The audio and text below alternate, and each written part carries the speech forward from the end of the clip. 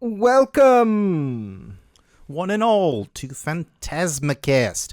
Welcome to the wasteland known as PhantasmaCast. I'm Dementus. Let's make it epic.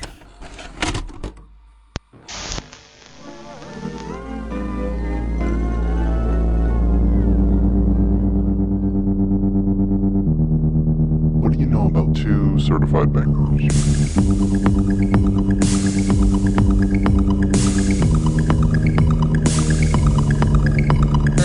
PhantasmaCast. You're doing more of a Kiwi thing. Yeah, you're right.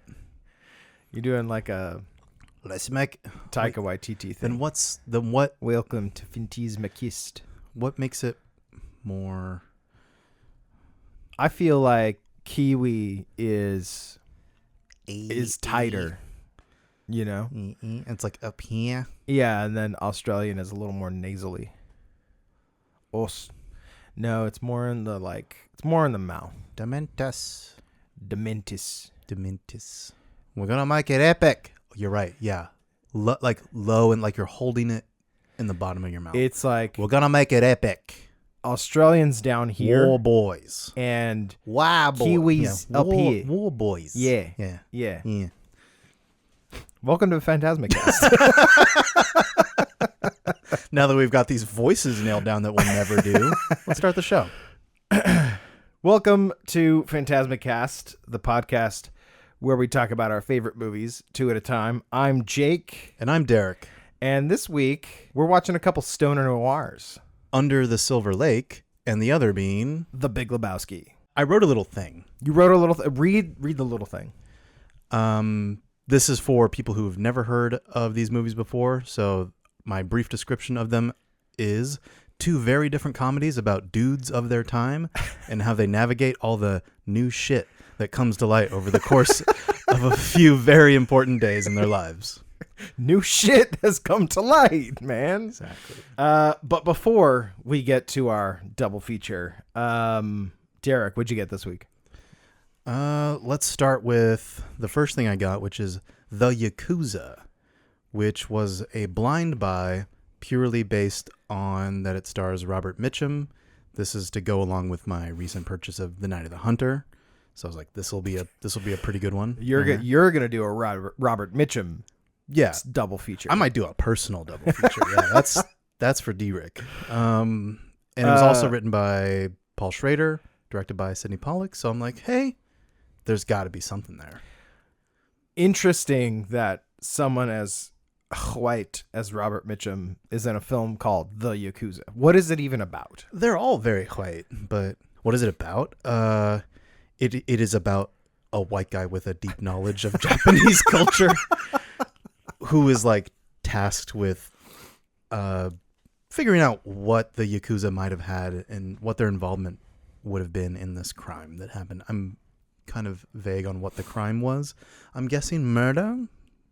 You would think. What is it? Seems like something the Yakuza get up to. Quite a bit. Yeah. No, I don't know. Yeah, you were acting like you did know. You would think. So that was the Yakuza. Then I also picked up The Crow. Been a while since I've seen that. Just the Brandon Lee, The Crow, Alex Proyas. I've never seen that. And I feel like it's something I should have seen by now. I have only seen it as like maybe 12 years old. Yeah. But it's come up in conversations recently with just people I know. They're like, got to give it a watch again because there's like a remake coming out. Okay. So it's being talked about again. So I was like, yeah, just grab that. Okay.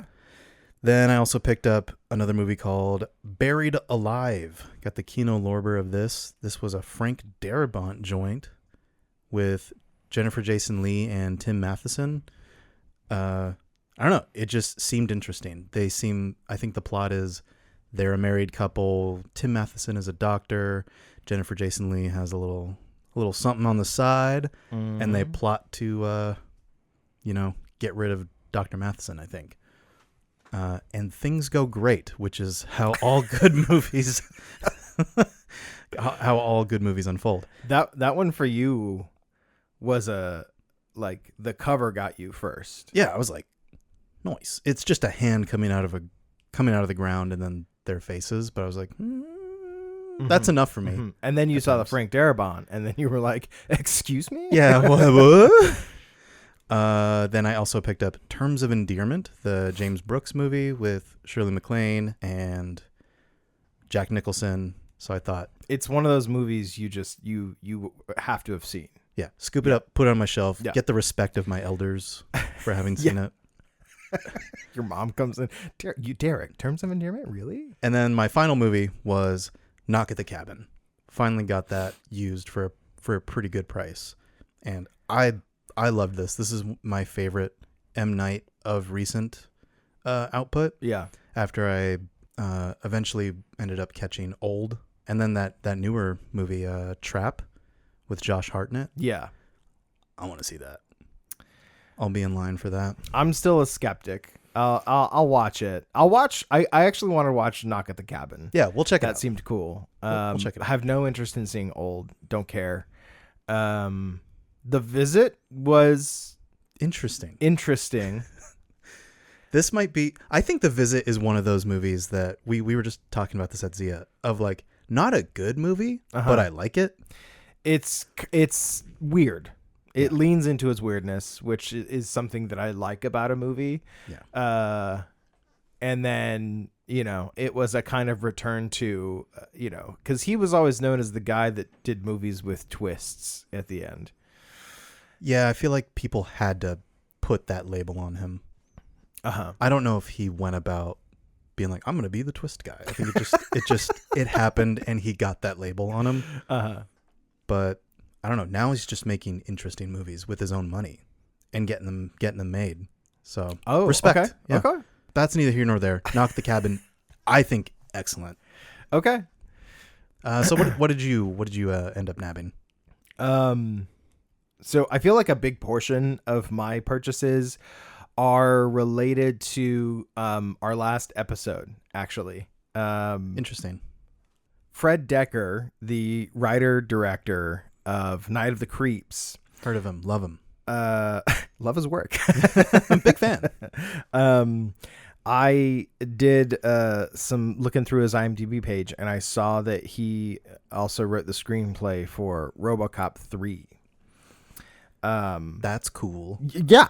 And so love Night of the Creeps. So maybe I'll like RoboCop 3. You're not going to commit to a love. RoboCop 3 said, "Do you love me?" And you said, "Slow down. Pump the brakes." Brakes. Okay. If I was a worm, would you love me? So I saw there was a Scream Factory of RoboCop 3, and there's a Scream Factory of RoboCop 2. So the completionist collector in me was like, let's get part 2 as well, which you told me was also written by Frank Miller. Frank Miller, yes. So, I'm going to go on a journey with these two and see if they're at all worth it. We love RoboCop 1. Absolutely. The Paul Verhovenness of it. Yeah. So hopefully 2 and 3 have something great to offer. But those aren't the only Fred Decker related purchases that I got. Because I also got Kiss Kiss Bang Bang, which was written and directed by Shane Black, Okay. who's friends with Fred Decker. Oh, okay. My brow was furrowed that whole time waiting for You're the like, what's the connection? The lead is not buried. seeing it whatsoever. And then another purchase I got another Shane Black is The Nice Guys, which Love is it. a fantastic. Speaking of the theme for this week's episode, fits in perfectly there, I think. Yeah.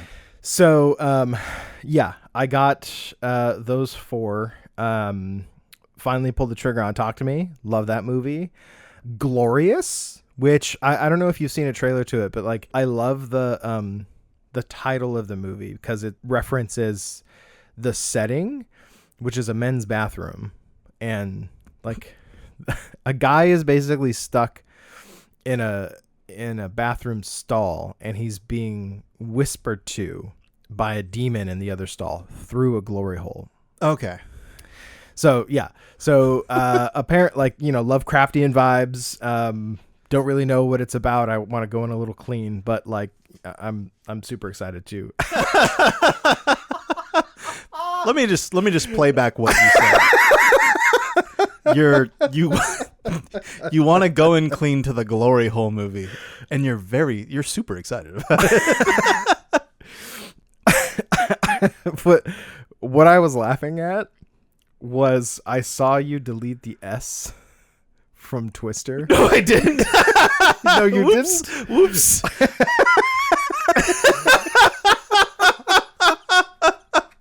You were correcting it. It's not Twisters. It isn't. It's Twister. It isn't. I think I was just trying to like get a sense of where the cursor was, and it might have a Freudian delete. I'm looking at the screen and I just see the S suddenly disappear. I'm like, you bitch. Stay in your lane. Yeah, glorious. Can't wait to check it out. Another reference to a past episode. I picked up Out of Time. So gonna dig into some more Carl Franklin. And then buried the lead here a little bit, but I got Twister because Twisters is coming out and it looks like one of those weird sequel remake kind of movies. Yeah, the more recent Scream sequels would call them requels. I fucking hate that. I hate that so much. Yeah. But yeah, I got Twister because those trailers ignited some nostalgia and I want to check out Twister again. So, The Big Lebowski and Under the Silver Lake, two movies in what we call the stoner noir genre. And I think that's, the big thing that kind of is the reason we chose these two movies as a double feature. Yeah, it's more concise than the like bumbling private detective genre. And if you're a fan of these movies or have heard of them at all, I think you've heard about The Big Lebowski over these two. Because it's almost nearly impossible to talk about without constantly quoting it, because it's just such a funny, well-written movie and well-acted and not like perfectly acted. Yeah. Honestly. And that's just like my opinion, man. But I still think we should just talk about it, just like what we love about it and like our own personal experience with the movie rather than mostly like broad stuff about what makes it special, like what we find makes it special. The Big Lebowski is one of those movies that relies heavily on genre tropes. I think the Coen brothers specifically wanted to do a movie that was specifically something that is pulled from like the noir genre. In their behind the scenes for it, Joel repeatedly brings up Chandler novels. Raymond Chandler. Yeah. If you've never heard of that, you're like, what? So I had to be like, yeah, Raymond Chandler, say the full name. It's okay. I'm fascinated by stoner noir just as a genre. It's a riff on the hard-boiled detective story, especially that trope where like a detective takes on like a seemingly normal case only for it to go deeper, and there's a conspiracy there. And I love the idea of taking that to an absurdist realm where the detective isn't a detective at all. It's just some idiot, trying to uncover everything. And in these two movies cases, like some of the biggest idiots. Yes. A lot of people point to Robert Altman's The Long Goodbye as kind of the first example of stoner noir. Yeah. I'm glad I could learn you something. Elliot Gould was the original dude. Not in the way that we're maybe thinking, though. The dude that people wanted to fuck. The Long Goodbye is an adaptation of Raymond Chandler's novel of the same name, which shares the same main character, Philip Marlowe, as the movie The Big Sleep. And in that movie, Marlowe is portrayed by not Elliot Gould, but Humphrey Bogart.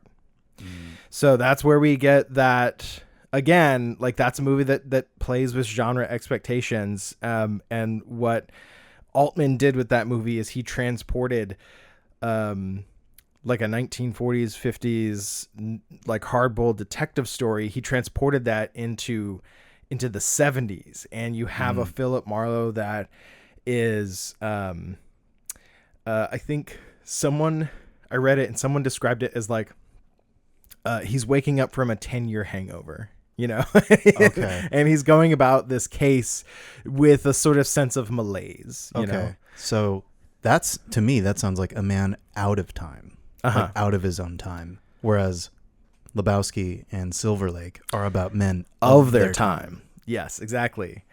So, I love, and again, like if you look at like The Big Sleep, The Big Lebowski, right? They're obviously playing with genre here, like, I think the Coens love to do that. Like each one of their movies is kind of like a different genre. Yeah. And so they decided, let's do the hard-boiled detective, but our hard-boiled detective is a stoner who really doesn't know what's happening. He was part of the Seattle 7. But, there were 6 other guys.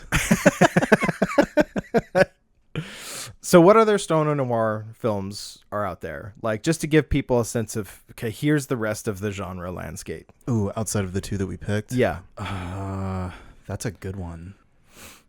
Do you already have like... I have like 5 of them. Okay. While you list them off and I go, or nah. Inherent Vice. Oh, damn. Yeah, that was the easy one. My pride. Yeah. that was an easy one. 2 movies I already mentioned. The Nice Guys and Kiss Kiss Bang Bang. You have characters that are... I agree. They're out of their element. They're trying to solve a case that they really have no business trying to solve, And then this one comes admittedly from a list that I had found. I have not seen it, but it looks so cool and I want to see it. The Big Fix. The Big Fix. Wow. Okay. Yeah. Never heard of this either. And our main character in that movie is Richard Dreyfuss. Oh. Yeah.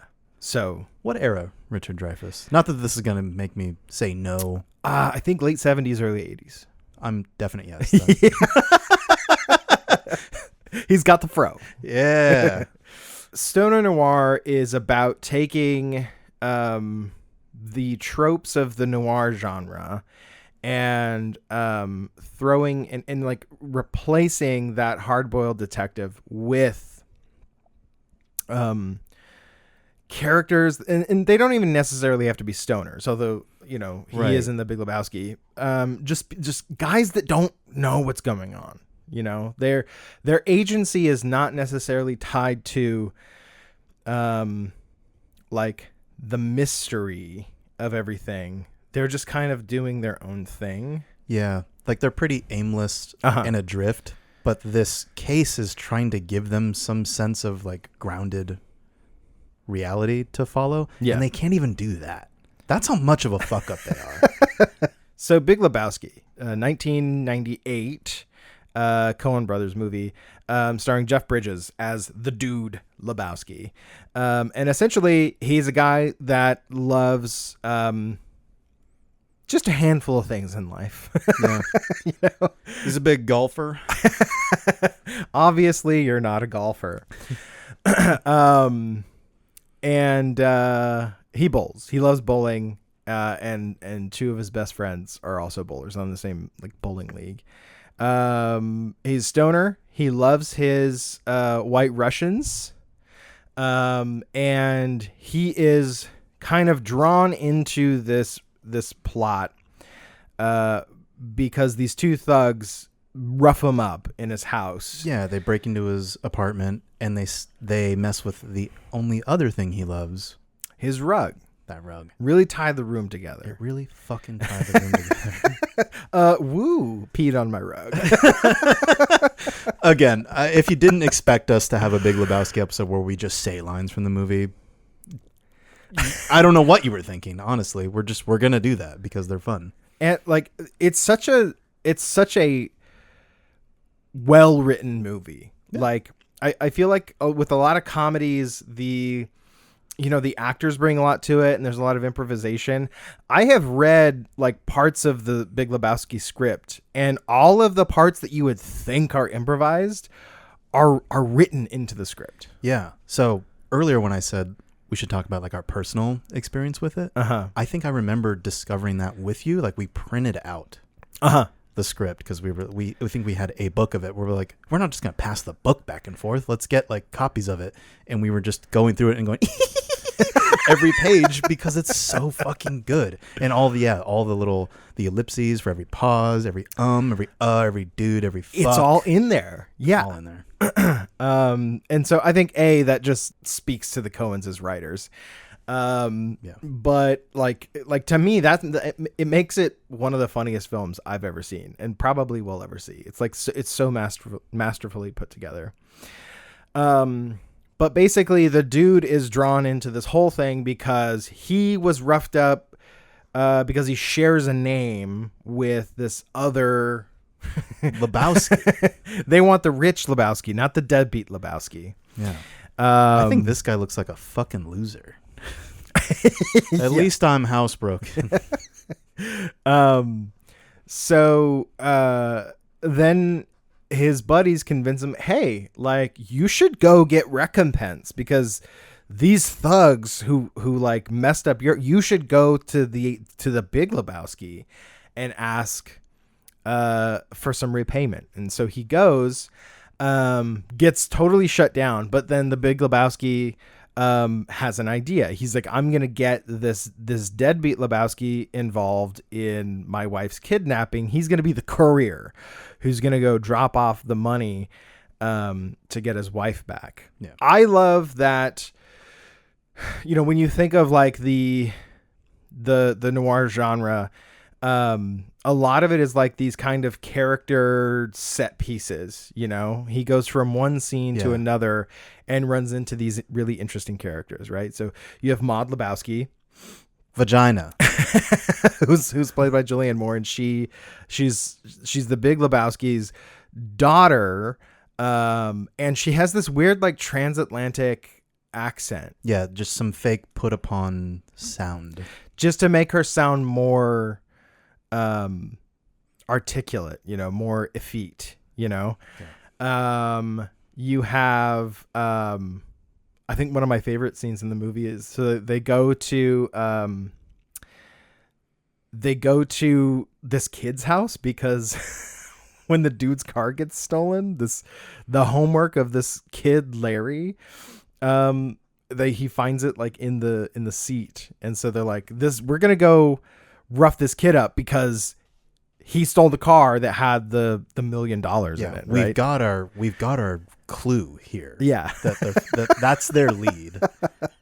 That's the type of lead that is in this private detective movie. Is I found a kid's homework in my car that was stolen, and I got back, and the door is stuck, and it smells weird because a homeless guy shit. Found the Credence though. Credence is there and the tape deck. What amazes me is that Walter was able to track down the kid. Yeah, there's like moments of competence. It's like, wow, good job. Yeah. And then they go about it in the most incompetent way ever. Yeah, he's like, we'll stop right there. And he's like, near the In-N-Out burger. Yes, near the In-N-Out burger. Near the In-N-Out burger. And then he shows little Larry, what you get when you meet a stranger in the Alps. Yes, the notorious TV edit of, this is what happens. You see what happens. You see what happens, Larry, when you fuck a stranger in the ass. Even that part was written as is. The guy coming out, you're fucking up my car, man. It's written, you're fucking up my car, man. Doesn't he say he's like, you're killing my car? You're killing my. What if I kill your car? How are you like that? So you have these like big character set pieces, and like when you're watching the movie, you're distracted by the fact that it's so funny. And And you don't like you end up like an hour and a half into the movie and you're like, okay, but like what's going on? What's the plot here? Where are we in the mystery? What have we truly uncovered that's going to get us closer to the quote unquote mystery is Bunny was kidnapped, right? And they're trying to get her back. Yeah. Bunny Lebowski. Yeah. Who our only interaction with her, I think, ever up until Tara near the Reid's end. character. Yeah. Yeah. Our only interaction with her is she's painting her nails by the pool and offers to suck off our dude. Yeah. He's I'll like, suck your cock for $1,000. he's like, oh, Brant can watch too, but he has to pay $100. Oh my God. Philip Seymour Hoffman. We've gone this long without mentioning Just Philip the Seymour Hoffman. anxious Philip Seymour Hoffman. The nervous laugh is so good, Yeah. yeah. It's like, how do you rehearse that and then do it like that on the day too? It's so pitch perfect. My favorite thing about Philip Seymour Hoffman's character is that as he interacts with the dude more, he starts calling him the dude more often. Yes. At first he's like, oh, it's just this guy coming here for a rug. He's beneath me. But as he, has more interactions with him, he's like, this is important, dude. we're going to need this from you, dude. Her life is in your hands, dude. Her life is in your hands, dude. Don't say that to me. I was told to repeat it. Her life is in your hands. I think that's so part of his character though, because he's apt to draw a distinction between the two Lebowskis, So he's going to call him dude. Then that's just who he is. Yeah, and he has such a loyalty to the Big Lebowski. Yes. That he'll get it done by meeting him where he's at. Mm-hmm. And be like, okay, dude, let's get this done. Yeah. This isn't about the rug, dude. This is not about the rug. A very vaginal rug, I will say, because it's Maud's rug. Maud gifted that to her mother, who's since passed away. Yes. I think that finally hit me in this most recent rewatch. I was like, that rug is pretty vaginal. And then it's Maud's. I'm like, that's perfect. I love that detail. That's what I'm saying. The movie is so well written. Everything makes sense. I also love how characters are continually kind of repeating what other characters are saying. Yeah, the whole "you see what happens" is from the very beginning of the two thugs, Wu and that other guy. He's like, "You see what happens? You see what happens, shithead?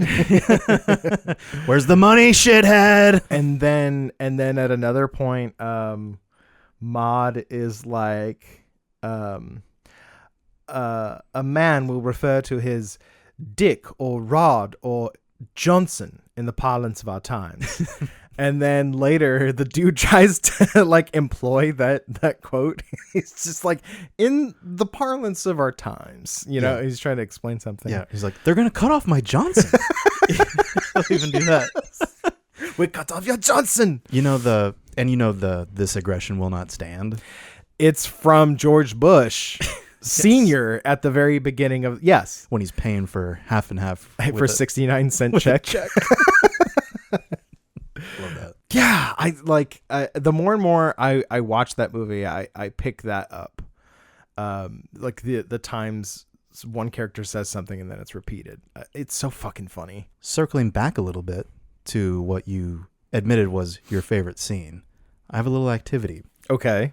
That relates to a fun fact I found about my personal copy of The Big Lebowski, which is the 4K. Okay. I'm going to pull something out of my bag and I want you to describe what it is. Okay. All right. Because this is not a visual medium, unfortunately, but it's a gun. This is it, folks. Why is it in the bag? Is this your homework, Larry? Yes. What is it? What am I holding? It's a copy of The Big Lebowski in a Ziploc bag. Yes. Is this your movie, Jacob? Is what I wanted to lead that with. And then I wanted to flip it over and have you look at the runtime for this? All right, let's see. It's always in a different spot. Where is it? Bottom right. An hour and 26 minutes. Does that is what it says. Does that feel right to you? I don't think it's an hour and a half movie. I think it's longer. It sure as shit isn't. Yeah. It is almost 2 hours. Okay. It is like an hour 57. Why the fuck does it say that? I don't know. And I went down a rabbit hole when I discovered that. You could put that aside now. That was my gimmick is over. But I wanted to find a Ziploc bag to pull that out and be like, new shit has come to light, Jake. Read the back of this 4K. So what I found was a Reddit thread about this. Well, not specifically about the 4K, but I was like, I just Googled, why is the 4K runtime wrong on the Big Lebowski? And I found this Reddit thread, which I want you to pull up with me. But I'll read the little preview that shows up on Google, which is Big Lebowski runtime. 112 minutes is what you get, Larry. It's what you get when you find a stranger in the Alps. And so this thread, what was this thread about? Go ahead and read the actual like full start of it. Okay, so Murky Low 9151 asks, I'm very confused. I must have seen this film at least 50 times. Not exactly a lightweight.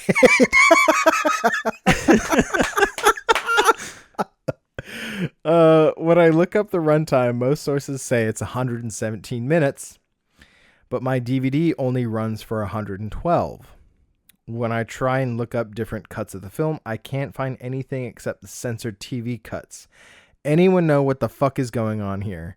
I hate to think that new shit may have possibly come to light that hadn't occurred to me, man. So first of all, that's an awesome like post to just be like, what the hell is going on here with these runtimes? So now I just want to go through and have you like look at some of the responses to this. But let me read some of my top two that I love from this. Some of the responses. My top two responses are, you're peeking ahead, and it's great. Also, dude, 117 minutes is not the preferred nomenclature. 1 hour, 57 minutes, please. The other top one that caught my eye was, where are the extra few minutes, Lebowski? Where are the extra minutes, shithead? This isn't a podcast anymore. This is just me laughing my ass off. I'm sorry. So go ahead and scroll through that thread. No, I mean, the first one got me. Okay, like, go ahead. Let me check with the boys then at the crime lab. They got us working in shifts. Leads.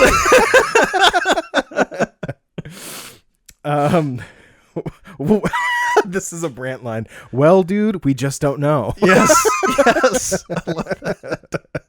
So every time a DVD shows up with a shortened runtime in this fair city, I am to compensate the owner? Love that. Brant can't watch the extended cut, though, or he has to pay 100. I love that. God, what was? There's at least one more that's pretty good. You want 5 minutes? I can get you 5 minutes. Hell, I can get you 5 minutes by 3 o'clock with nail polish. Includes 5 minutes of Shabbos. Every 5 minutes that is missing shall be visited tenfold upon yourself. Oh man. Okay, so you omitted the first part of that one when he's what are you? I'm talking unchecked aggression here across this line. You do not. Also, dude, 117 minutes is not the preferred nomenclature. 1 hour and 57 minutes, please.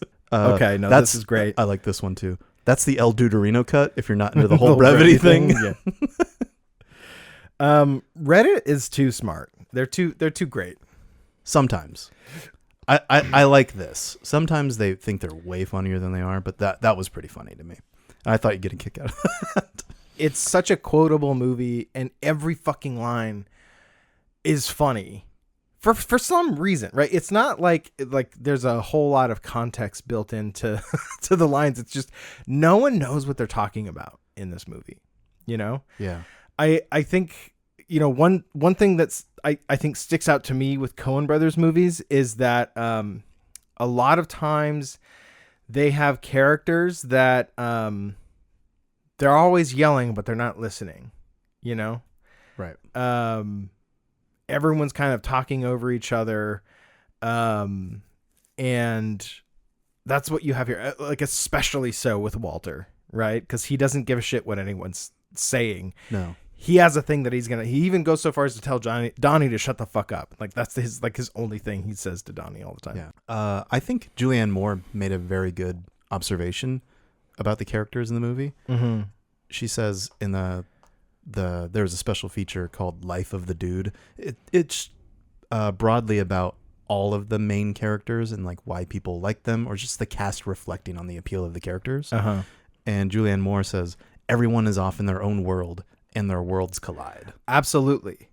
That's why there's like the little overlaps with people bringing things in from those other worlds that they don't interact. I'm like, you don't know what I'm going on with, man. Like they're going to cut my Johnson off. The Big Lebowski is so concerned with kind of talking down to people, you know, and like you didn't achieve, I've achieved, so let me tell you, you know. Yeah. Do you have a job, sir? Yeah. The bum's lost. Condolences. Walter, like, he's desperate to let everyone know that he fought in Vietnam. Yes. And the dude goes about it such a nice way, being like, not everything's about Vietnam, Walter. Uh-huh. He doesn't go the Walter route of being like, shut the fuck up. He has his own way of saying, shut the fuck up. Yeah. He's like, you're not wrong. You're just a fucking asshole. Calmer than you. Calmer than you, dude. If you typed in stoner noir, that's probably the movie that would pop up at the top of the list. I think there are 3 movies that are solidly, you know, in the genre. The Long Goodbye, Under the Silver Lake, and The Big Lebowski, I think, will be in your top 3 almost every time. Under the Silver Lake. Yes. Now, I think it's really important to note a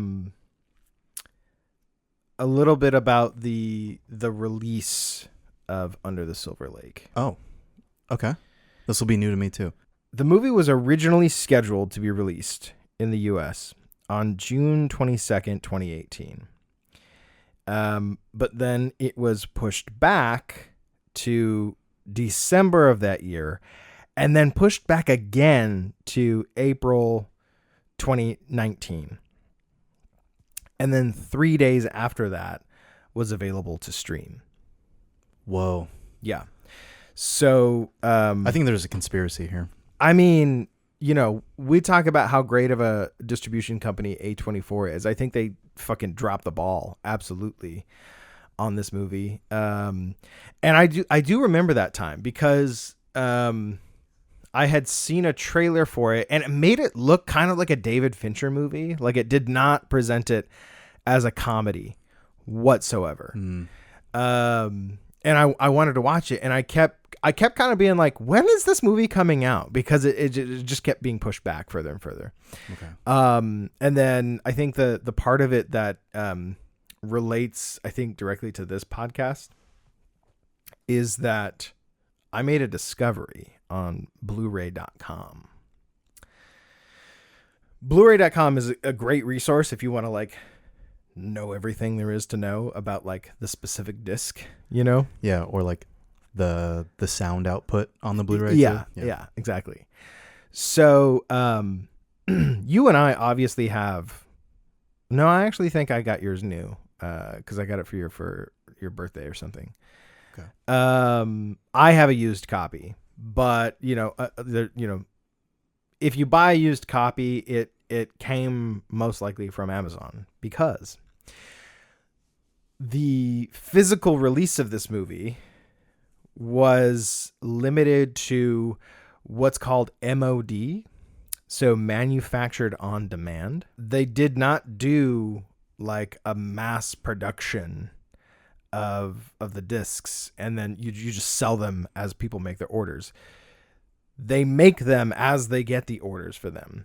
And I've still have not been able to figure out what the exact difference is between these two terms, but there's burning a Blu-ray disc and then there's making a pressing, right? And the more high quality distribution is a pressing, mass producing these pressings, and they last longer too.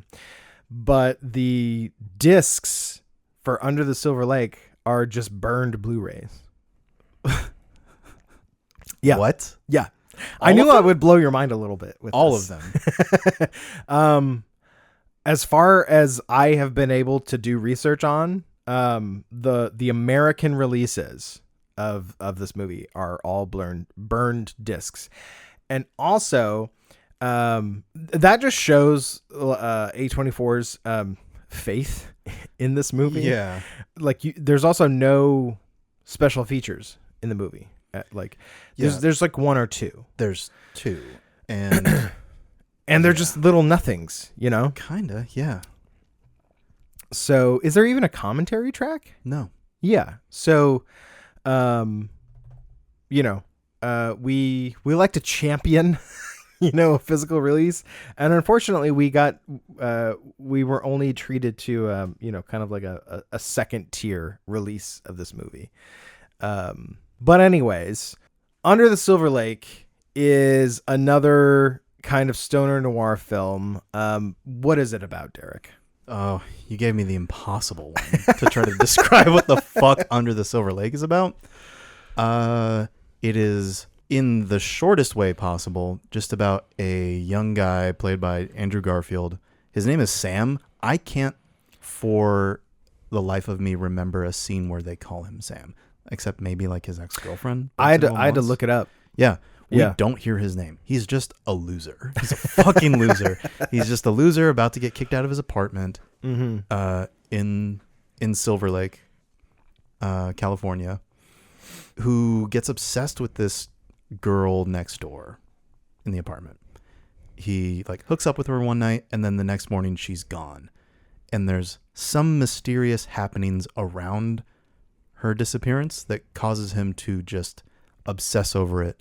And the whole movie is about him trying to figure out what happened to her and all of the other crazy things that happen along the way. Yeah. It's a private eye movie, but if the guy was a lanky loser in LA who mumbles a bunch and keeps his hands in his pocket at all times or crossed, and just, I don't know, bad things happen to him and you don't really feel all that bad for him. You kind of feel bad in the sense that what's wrong with this guy? He's bored, Yeah. That's the thing that kind of struck me when I first watched this movie, or no, through all my watchings of it was who is this guy? Yeah. I don't think even he knows. Well, no. We get very little sense of who he is and what drives him, even before the movie starts. That's it. He has an alarming ability to get laid in this movie. My very first notes for this movie were Garfield is a very horny man. It's the whole sentence. Yeah. He projects an air of apathy with everything else in his life except trying to figure out what has happened to this girl, right? His mom is calling him, trying to get him to watch this, movie, experience this movie with her. And he's just like, yeah. His rent is way overdue, and he's being threatened with eviction, and he just doesn't care. He's driven solely by this need to not necessarily even figure out what's happened to Sarah, because I think the thing that draws him in even more is she's gone missing, right? But then he sneaks into her house, her apartment, and he finds that box that has the weird code on it, right? The hobo code. Yeah. And that's what kind of draws him into it, because it's kind of established earlier in the movie that he has this weird obsession with like codes and what do you call it? Cryptology? Yeah, I think that's right. I think the code is on the wall to the apartment, but I think what's in the box, and this might be splitting hairs here, is like a picture of her wearing this hat. Yes. And this hat was in a bag that he saw on the news related to the death of a billionaire. Like an LA millionaire, billionaire. What does it matter at that point? So that really kind of gets him thinking, like, okay, what's going on? What here? is she all mixed up in? What conspiracy is this that I can uncover? And will she fuck me when I die? I think that because I think he's almost driven purely by his sex drive. Because he didn't have sex with her.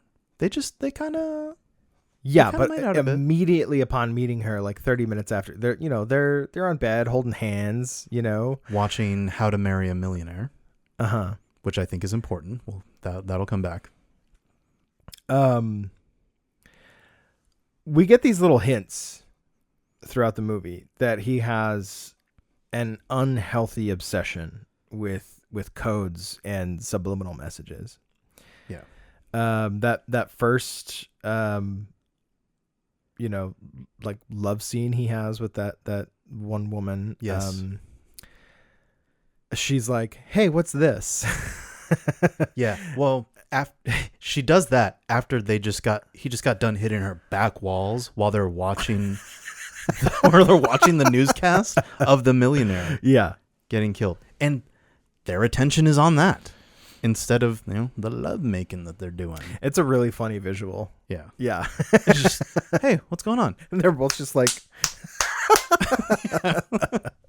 but you were saying, oh, what's this thing on your bedside table here? Guy. And they're just like these scribbles, and he's like, no, don't touch that. Yeah, that's private. Hops out of bed, just throws it in a drawer. After he just got done being like, oh, what's this? To another thing. And it was a Playboy. It's like, that's the first thing I jerked off to. So he's ashamed of the codes. He's not ashamed of having a Playboy out when he's like a girl's over. Yeah, I stole that from my dad. Yeah. That's the first thing I jerked off to. Oh, sheepish me. He pulls that oh gee shucks thing. He pulls that so often in this movie. And I think Garfield plays it well. Yeah. But as like the character, God, I hate that fucking character. That oh gee shucks lanky guy. Hate that. And then later in the movie, he decides to open up to that girl a little bit. It's after he had the skunk spray him and he's taking that tomato juice bath. Yeah, which is a very funny sequence of events because before that, I'm fully convinced that this guy is full of shit. I don't believe a thing he says, but he makes a reference saying like, oh yeah, there's a bunch of skunks in this apartment, which we have not seen. So he's pulling that out of his ass. And then he gets sprayed by a skunk. I was like, oh, okay. He's not completely full of shit. He can be relied upon. Yeah, but they have a moment when she brings over tomato juice, tomato paste. Tomato juice. Like it's a common cure for if you get skunked on. But their moment together. He talks about how he has always kind of been obsessed with codes and subliminal messages in like advertising and everything. And he's like, there's got to be something, he gets very conspiracy theory on this chick. And then he goes, oh, you think that's weird? He like pulls it back a little bit, which is a great line. And I employ that all the time whenever I rabbit hole into my obsessions. His specific reference point was Vanna White on Wheel of Fortune. He said she would look to the left, look to the right, and then in the center so often. And I'm like, that's nothing. That's nothing. He's reading into nothing. And it's so sad to see him being like, this is my life's work, is reading into nothing. But then you see how that applies to just the overall plot of what he's doing, right? Yeah. Or what he's going through. I think he's going through a mental break. Oh yeah, absolutely. And like keep that in mind because like towards the middle-ish, endish of the movie, he shows up at a party where a woman that we presume is his ex-girlfriend. Yeah, the girl on the billboard. Yes. Yeah, we've seen her a couple times. And then you're like, okay, he has bagged that beautiful woman too. What does he have? Yeah, besides Auntie Shucks. And she looks kind of like, she looks surprised to see him and worried, but not in the sense that like, oh no, my ex is here. In like, she looks worried for him, Like, you know, like self-harm worried. yeah. Like she's like, I'm really glad you're doing well. Right. Because so that says something. That says there was some shit he went off on in the past that was scary to her, you know, and she dipped. Yeah. So to see him and think, okay, he's stable now, I guess, you know? Yeah. And then the truth is, no, he's not. He's deeper than he's ever been. Yeah. Yeah. And you know he's deeper than he's ever been because I think like the guy that she's with is like Her new fiance. is like, hey buddy, how's work? And we know how he feels about that. Because like a couple scenes prior, he's like, that's all anybody wants to fucking talk about is how's work? How's the work? Do you have work? And his gripe with that is, no, I don't. Yeah. Yeah. I'm doing nothing. Sorry. Both main characters in these two movies are asked like what they do for work. Are you unemployed, sir? Yes. Yeah. That's why we paired these two movies together. That's the thing that ties them. The dude is the unemployed you want to be. Maybe. Just zen with everything. Yeah. But then, Sam is just nobody wants to be that dude. Yeah. I hope not. That's what it really looks like to be unemployed and obsessive over some meaningless shit. Yeah. Despite all the events in the movie being like, you know, completely made up, like fantasy heightened stuff, that is the most real shit. Oh, that's unemployed. Yeah. Right there. You as the viewer are more anxious about his impending eviction than he is. You know, it's a ticking time bomb the whole movie. And you're like, can you please give a shit about this, please? Yeah. You see why he doesn't, because when the landlord shows up with a cop to be like, all right, buddy, get out, he's able to, oh, gee, shucks, but I'm just this close to getting the money. And she goes, all right. And I'm like, God damn it. He keeps getting away with it. I fucking hate it. I don't know. I don't know what the general vibe is on this movie. I get the sense that like, not a lot of people saw it, and maybe half the people that did see it, like when it first came out, hated it. Yeah. And I think it's because like, you know, on your first viewing of it, you might walk away going, I don't know what this movie's about. It's a movie about nothing. There's nothing happening. Or it's really confusing.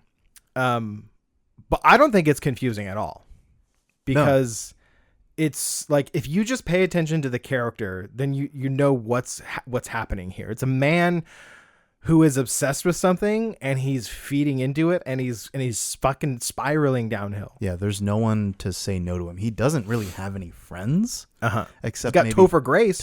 Who is also kind of a fucking paranoid conspiracy guy. I think Topher Grace is what he was before he said, I don't need a job or anything like that. I think, Topher Grace is just him with a job that can keep it tampered down a little bit. And he is also full of shit, because in that second scene you get to see him with Topher Grace. He has another friend. It's that other guy who plays one of the big Coil. Oh yeah. Yes, love him. But Topher Grace, there's the scene when they have the drone, you know, going up, and he's doing that kind of, you know, online conspiracy theorist kind of thing of like, you know, the human brain can't comprehend or deal with the amount of information that's out there. And so that's why we're all paranoid. Yeah. Not realizing the irony of the fact that he's using a drone to spy on a woman getting undressed in her He's apartment. not concerned about that. Yeah. I think another thing he says, which is accidental wisdom, is that he's like, yeah, there's no mystery to life anymore. So we like try to find mystery in our everyday life when there is none. Mm-hmm. And that hits, because that's exactly what Andrew Garfield's going through. Is there is a mystery, and it's as big as he believes it to be. Yeah. But I don't even know if that is like real or something still within his mind, because there's no counterbalance to the insanity to ground us in the real world. The movie never gives you a point that's like, oh, maybe this is all in his head kind of thing. Except there are a few times where we get, like, there is a dream sequence very early on in the movie where he sees some guy dressed up in women's clothes eating someone on the path to behind his apartment. He's having a dream about the dog killer. Yeah. That the zine is about. Yeah. Yeah. The Under the Silver Lake zine is about, which I want to circle back to in a second. But then the other moment where I'm like, yeah, this guy is fucked in the head, is where he's at a party. He goes to several parties. This is his version of, like, yeah, I met a dame down at, such and such corner. Yeah. Exactly. Gave me the skinny. Yeah. Is I went to some shitty LA party. Uh-huh. LA party A, shitty LA party B. So he's at shitty LA party B, and he follows this woman into the ladies' restroom to be like, have you seen her? Yeah. With the picture. Immediately opens up with that. Yeah. Nothing leading up to this. Like, have you seen her? And he's like, what the fuck? Get the fuck out of here. He's like, oh, okay. I know this is kind of weird, but, like, just answer the question. Have you seen her? Uh-huh. And then just gets punched in the gut or whatever. He falls. She doesn't say anything. She just spits in his face. And then he's like, yeah, well, fuck you. And he grabs her, and then she knees him in the balls. And then like a whole cadre of women come in and are like, what are you doing in here, you weirdo? This is the women's restroom. And we cut to his point of view, and they're just barking at him. Yeah. I'm like, that is so indicative of his frame of mind. Right. You almost go like, is he the dog killer? I think he is. Or maybe he's bought into the conspiracy so much that he's starting to kind of put his mind into that or something. You know what I mean? Yeah. Because what's in his pocket later on? Do you remember this? Very near the very end of the movie, the homeless king has him chained up to a chair. Yeah. After he'd found I don't want to spoil it too much, because I still think this movie's worth watching despite it being pretty divisive. Yeah. But the homeless king is like, we found these dog biscuits in your pocket. Uh-huh. Why do you have dog biscuits in your pocket? Yeah.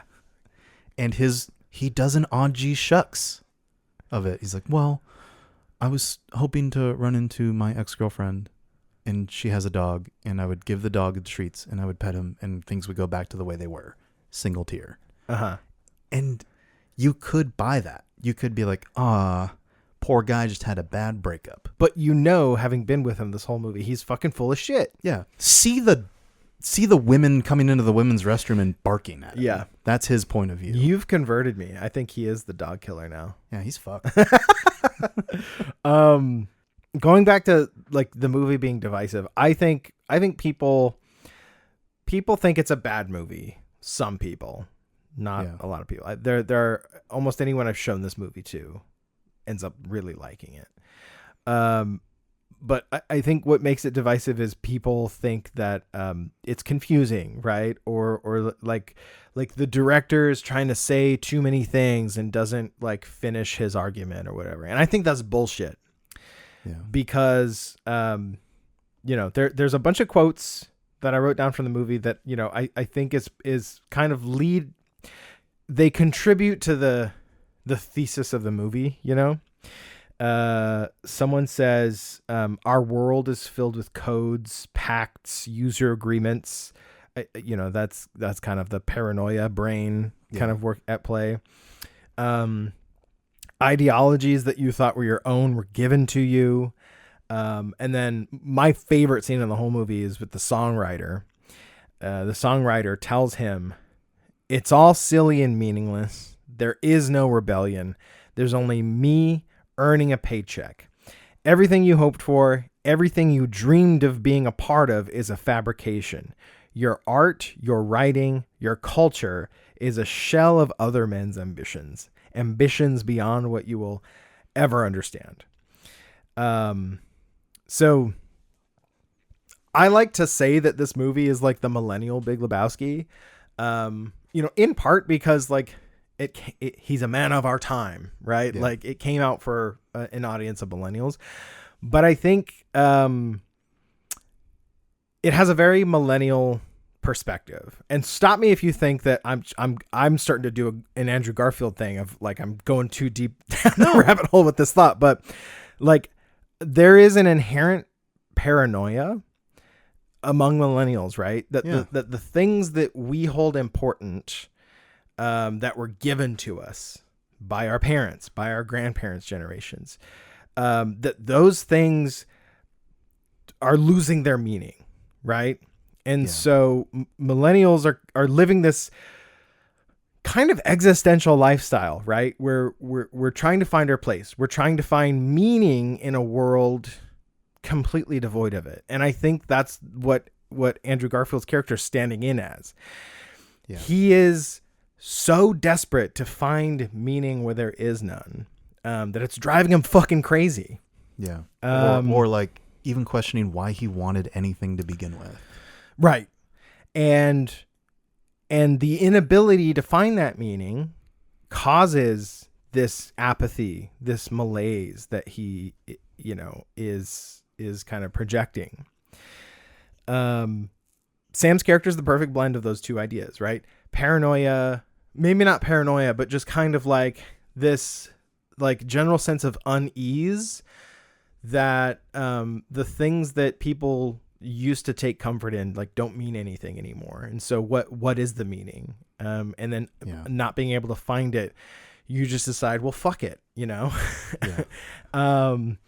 And like those, you get those ideas floating around a lot in this movie.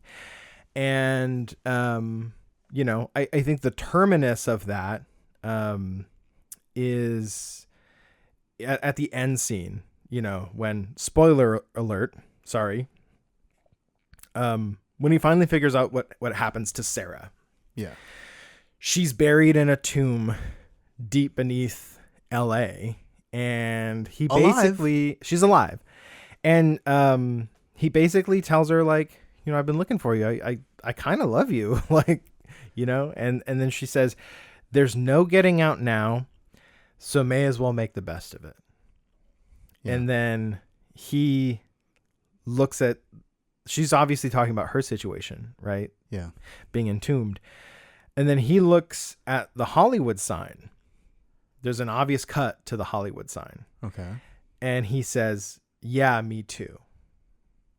And like that like blew fireworks in my brain. Like a little subliminal cut in between it. Because he's like, okay, I have to accept that like I need to make the best of my situation too. And like when you look at like existentialism, like I said, millennials are living this existential lifestyle. When you look at like what existentialism means, it's like there is no inherent meaning in the world. So you're free to find your own meaning in things. Right. And that's what that line is all about. She's like, the situation may not be the most ideal, but like, I'm going to find something to enjoy about it, And then she says, I got to go make dinner, like, and then that fits really well into your take on the end of the movie. And I want you to explain that because that was your idea. You fucking blew my mind when you like put that together. So like, what does the end of the movie mean to you? Oh, like the very, very end. Yeah. Oh, cause it ends with, so there's an element that we haven't talked about, I don't think yet. There's another neighbor that he is like spying on in the beginning. It's just this topless older woman who's just in her own element, just on the patio, feeding her birds. And there's a bird there's like a parakeet or something, right? That says something. It's just like, oh! It's indecipherable. Yeah. which is a brilliant little seed to plant at the beginning to come back to at the Because end. guess who he is as a person? Something, yeah, he's gonna crack. He wants to crack that. He's like, what's going on? The topless woman drew him in, but he's sticking around and be like, what does that bird say? Mm-hmm. So he shows up at her apartment after all of this. He aw shucks into her bed. He aw shucks his way into there. The fucking maniac. But they're having like a little tender moment, just some nice pillow talk. Just lying in bed. Yeah. Not the what we've been accustomed to, which is back walls while watching the news. Yeah. It's very relaxing. Mm-hmm. She's like stroking his chest or something, and we hear the bird going. And he can't help himself. Yeah. He's like, I just got to know, what is that bird saying? And her response is, hell if I know. I don't know. Yeah, she doesn't know. Could be nothing for all she. It's just a bird. She is not bothered by it. Yeah. And the moment of growth for him is that he lets it go. Yeah. He doesn't obsess about it. He just goes, huh. Yeah. Okay.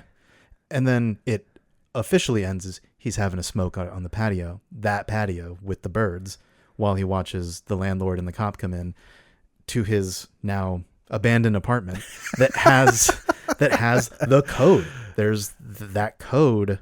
It means not safe or something. No. Fuck. What does it mean? It means something, right? Yeah. It means something. Uh-huh. But it doesn't matter to him anymore. Maybe even he put it there. I have a theory that he put it there. Yeah. But we see the landlord and the cop being like, what the fuck? He's not in here. This is bullshit. Knew we shouldn't have trusted that guy. And he's unbothered too. He's just across the balcony smoking a cigarette. And then it ends. Yeah. And I'm like, that could be frustrating to people because he didn't save anyone. He didn't get anyone. He lost his apartment. He's just across the way smoking a cigarette. What kind of ending is that? There is some kind of growth to him. It's not monumental, but it's a step. He decided to understand that there are just some things that he will either never understand or have no meaning. Like things just happen. Yeah. And there's like another little nugget of wisdom that another one of these women that he comes across, I called her the balloon girl. He asks her, I forget what leads to this, but she says, it's silly wasting your energy on something that doesn't matter. We have this tiny little window where we can have fun and be free. And she pops a balloon. Mm-hmm. Life is too short. Mm-hmm. I'm like, Balloon Girl had it right. You should have listened to her instead of just being like, okay, can I get in your pants though? Yeah. I feel like our conversation around it kind of made this sound like a more serious movie than what it is. It's a very silly movie. It's very silly. Yeah. and it's absurd. I wanted to like throw out a couple more of the Lebowski-esque moments in it. Like there's this woman that he calls up from the Shooting Star line where it's like, do you want to fuck a star you've seen on TV? Call Shooting Star. He's asking her about, the girl who went missing, of course. And she's talking about this director. And her line is, he makes those big action films based on household cleaning products. I love that. That's where Hollywood is right now. Yeah. Yeah. If you don't think that's funny, this movie's not for you. I'm sad to report that's the tone of the movie in a nutshell. And then there's when he cracks the code to go to the observatory, he says the code that he's cracked is rub Dean's head and wait under Newton. And he's just rub Dean's head and wait under Newton. Rub Dean's head and wait under Newton. What the fuck does that mean? Then there's the follow-up to the guy who wrote the Under the Silver Lake zine in the movie. Mm-hmm. Let's back up a little bit because he has an iconic line. Oh God! Do you want to say? I feel like you want to say that line. Well, he comes into his house and there are all these like casts of people's faces up on the wall, and he's like, "What are these?" And he's like, "They're live casts." So like in a movie when they need to make a prosthetic or something, they make a mold of the person's face, and that's what these are. Yeah, there's like Johnny Depp next to Marilyn Monroe and all that stuff. Yeah. And he's like, I should get a family. So I could have someone to leave these to, right? Which is not the follow-up. And it's like, I need a family because that's important, is what the space leaves. He's like, to leave this to. They're going to want this. And this guy is, he is Sam's future if he allows himself to fucking continue down the paranoia spiral that he's in. Yeah, to go unchecked. Yeah, because he ends up dying. Yeah, in his house, and he's talking to so Sam's talking to the cop outside, and he says to the cop, "He didn't seem suicidal." The cop says, "Yeah, I spent 2 hours in the man's house. Something's wrong with him." Yeah. He doesn't because he's afraid of this like owl lady. This like mythical creature. Yeah, one of the stories in the zine. So he like sleeps in a crawl space in his house. Yes. So as not to be like discovered by the owl lady, which I love later in the movie. She comes to Andrew Garfield's house and he has the gun from when he killed the songwriter. Yeah. And he pulls out the gun and she's like, "Oh shit." She fucking just fucks off into his room and somehow escapes, and we never hear from her again. Yeah. Yeah.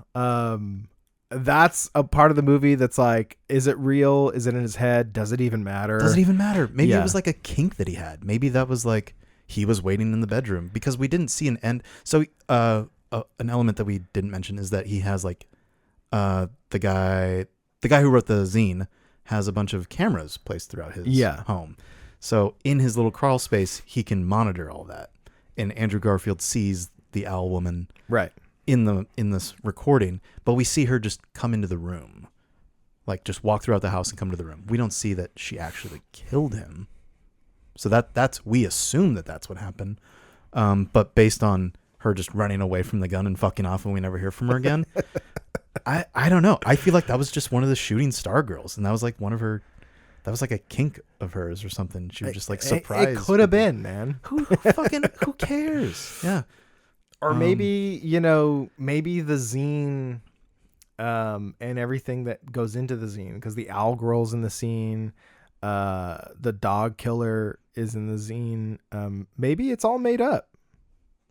Yeah. Maybe there is no dog killer, and the fact that this guy's writing about a dog killer is making people believe that there is one.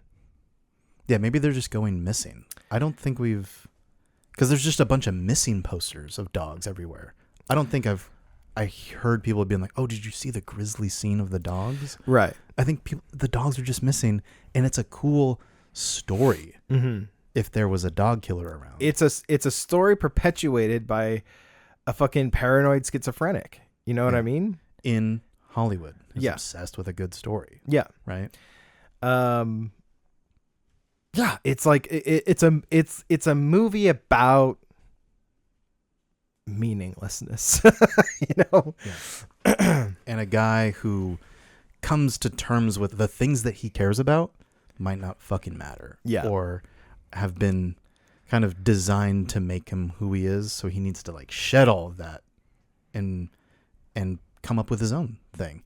Because one thing I really liked about the songwriter scene is this blew my mind during the songwriter scene. He picks up a guitar, and it's Kurt Cobain's guitar. And it's been established that he loves Nirvana.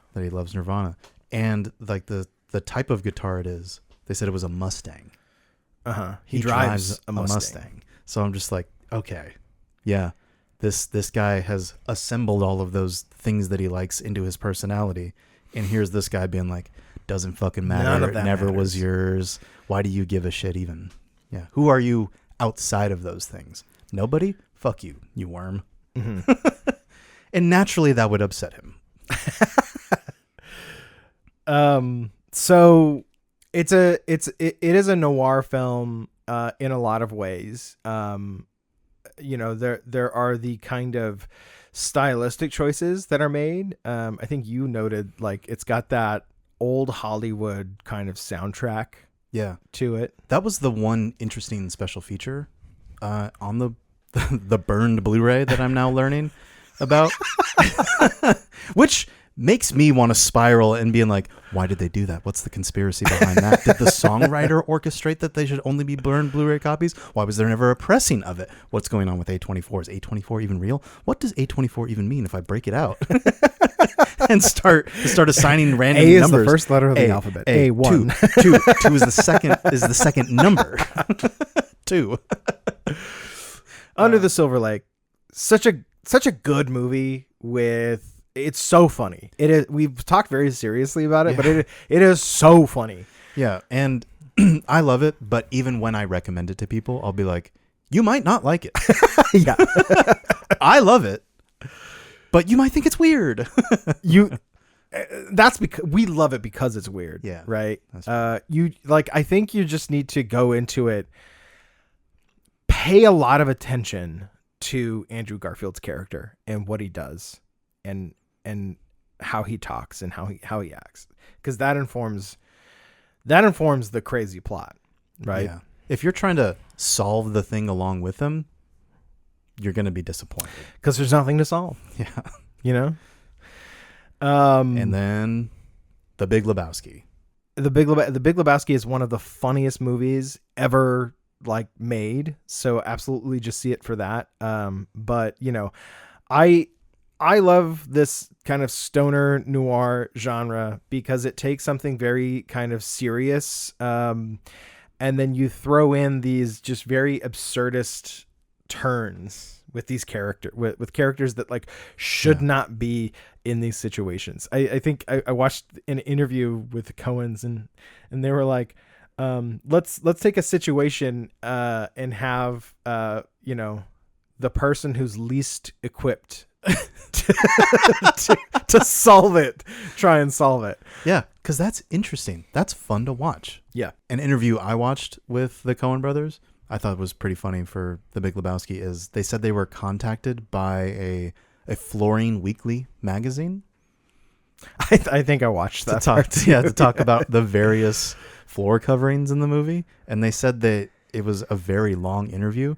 And they said it might be one of the only interviews where they could feel the interviewer wanting to get off the phone with them and be like, "We're done. Okay, we're good."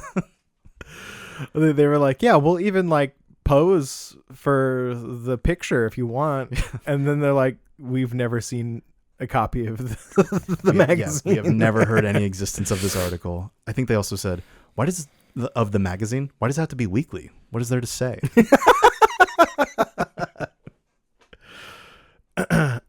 So we watched these movies. What did we watched the 4K?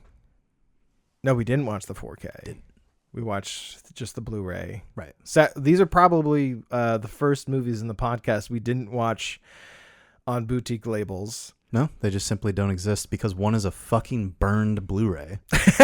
Yeah. Blew my mind. That's what I was. I'm kind of upset. I'm really upset by that. Look into it. You'll be more upset. Trust me. New shit will come to light yet again. But great movies. Catch them, watch them together. They are a little on the longer side, which is what we discovered. I love these movies, so watching them one at a time, you don't realize how long they are. But when you pair them together, it's kind of an all day thing. But don't let that keep you from watching them. They're such great movies to watch back to back, and you'll see what we mean when we say, Under the Silver Lake is a millennial Big Lebowski, a millennial man of his time, fucking up throughout the entire runtime. Yeah, just like Jeffrey Lebowski, the dude, El Duderino, if you're not into the whole brevity thing, is a man of his time.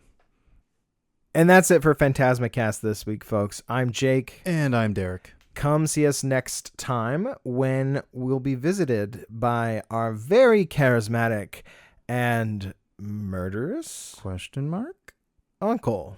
Period. We'll see you next time, folks. See you guys.